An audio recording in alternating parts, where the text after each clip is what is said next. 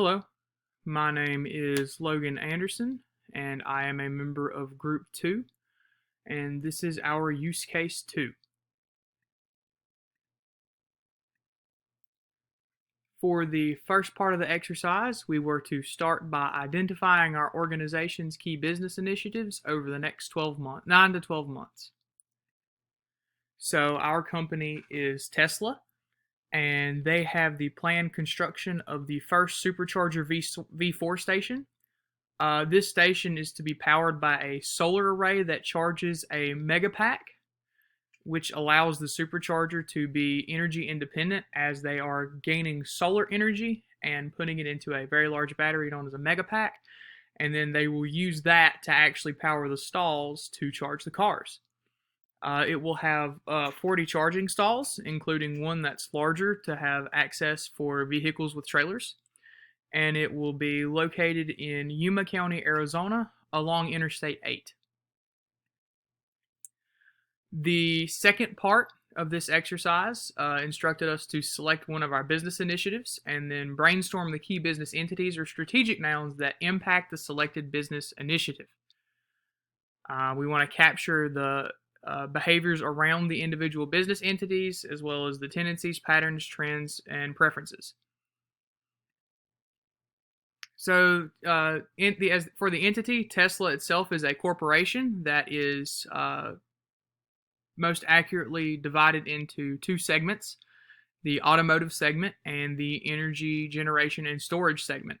So some nouns, we're talking accelerating the world's transition to sustainable energy is a big one. The future is sustainable, as well as designing sustainable systems.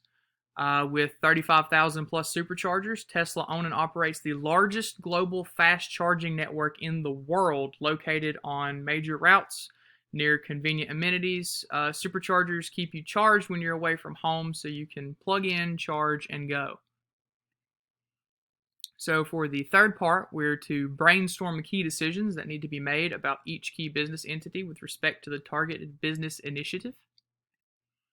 So within the two segments of Tesla, within automotive, we have decisions regarding future placement of supercharger stations based on customer demographics, centralized locations, and applying these to marketing will be needed to fuel automotive sales and boost consumer satisfaction. As far as the energy generation with the supercharger stations, the engineering and analysis will need to be performed on the solar panels.